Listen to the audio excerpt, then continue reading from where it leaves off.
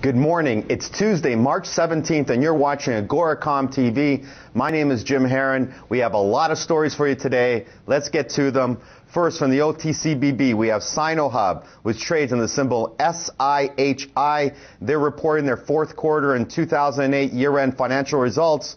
The SinoHub net income for the 2008 fourth quarter tripled to $2.9 million, or 12 cents per fully diluted share, from $858,000.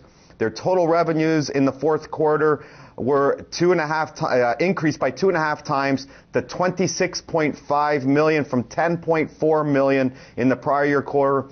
And their total operating expenses for 2008 amounted to $2.6 million, or approximately 10% of total revenues, as compared to $1.1 million, or approximately 11% of total revenues.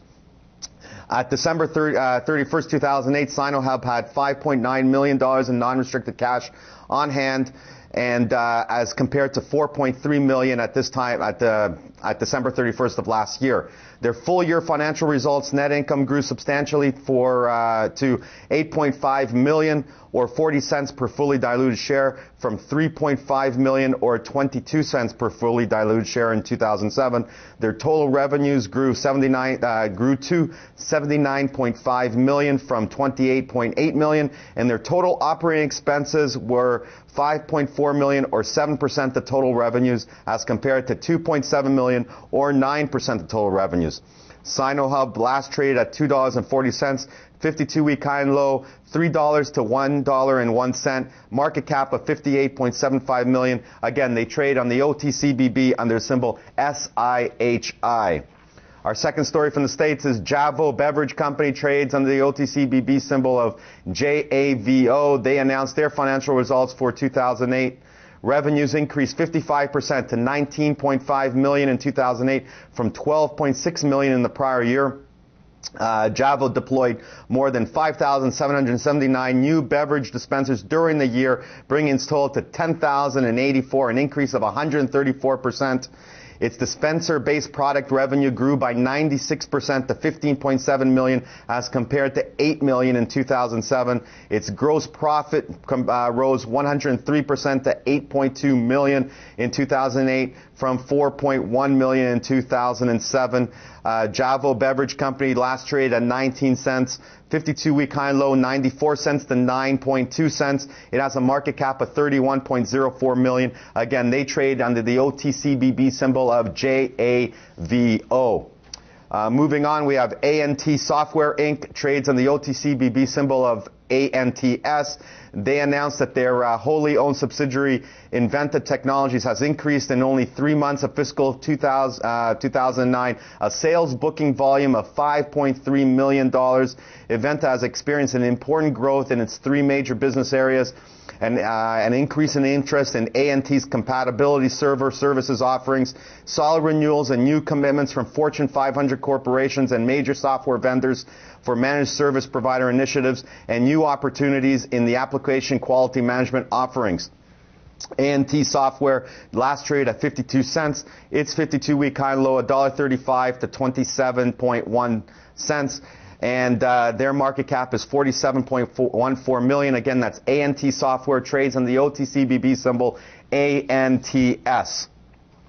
Moving on to the Venture Exchange, we have H2O Innovation Inc. trades under the Venture Exchange symbol of HEO. They also have an Alternex symbol of MNEMO. H2O Innovation wins a $5.1 million in contracts in the first quarter here. These contracts bring the company's sales backlog to $24.6 million as at March 16th, 2009.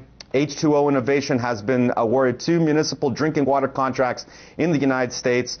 H2O Innovation has also signed 2 wastewater treatment system contracts, 1 in Canada and 1 in the United States. They last traded at 35 cents, 52-week high and low, $1.20 to 23.5 cents. They have a market cap of $16.578 million. That's again H2O Innovation on the TSX Venture Exchange on the symbol HEO.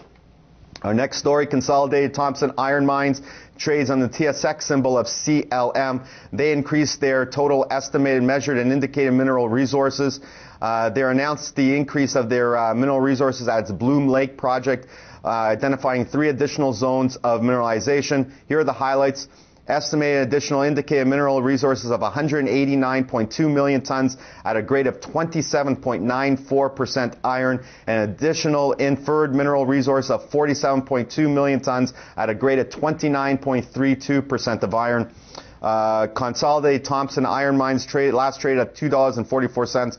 Its 52-week high and low, $10.21 to 81 cents. It has a market cap of $290.77 million.